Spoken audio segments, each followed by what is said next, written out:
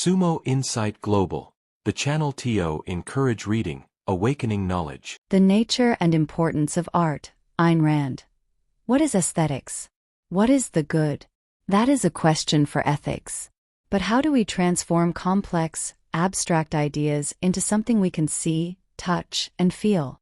That is where aesthetics comes in. Ayn Rand's theory of art. Contrary to what many believe, art is not a purely subjective mystery. It can be evaluated objectively. The emotions that art awakens are not random. They are fundamental tools for our very survival and our understanding of the world. For Rand, the artist makes a selective recreation of reality. When painting, writing, or composing, they isolate what they consider essential and discard the accidental. If a portrait painter ignores a blemish on the face of an elegant woman, it is because it is irrelevant to the message of beauty they wish to convey. Another artist might include that very same blemish, but to criticize human vanity. This selection projects the artist's view of the world. And why does this matter? Because human beings think in abstract concepts. Art takes these complex abstractions and transforms them into concrete forms. It allows us to directly contemplate our deepest values, keeping our minds rooted in reality. The history of art proves this. Ancient Greece focused on reason, sculpted heroic humans. The Middle Ages, focused on sin, portrayed man as a deformed monster. Art moves us through what Rand calls the sense of life, a subconscious view we develop regarding existence and the value of things. It is an automatic and personal response. For a work of art to fulfill its role of communicating this sense of life, it requires three main elements. The theme, the core message, such as the wonder of light in Vermeer's paintings. The subject, the object that serves as the means for the theme, such as Vermeer's scenes of domestic daily life. The style, the technique that reflects the artist's conceptual foundation, Vermeer's precision, which emphasizes clarity and discipline. There are several valid forms of art. Painting uses sight, literature, language, sculpture, three-dimensional space. Music and architecture perform in two stages. They first connect with the subconscious sense of life, and later can be contemplated by reason. On the other hand, Rand classifies certain expressions as invalid.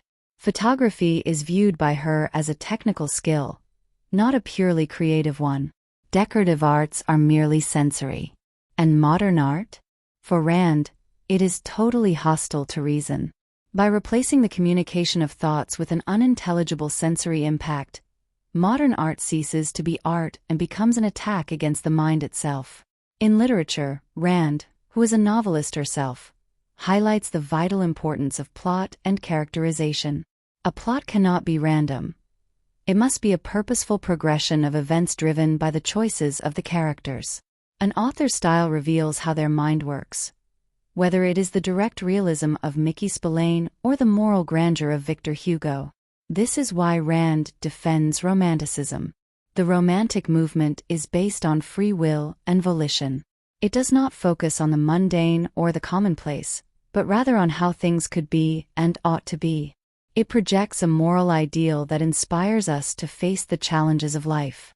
Unfortunately, modern literature and cinema seem to have forgotten the crucial importance of values.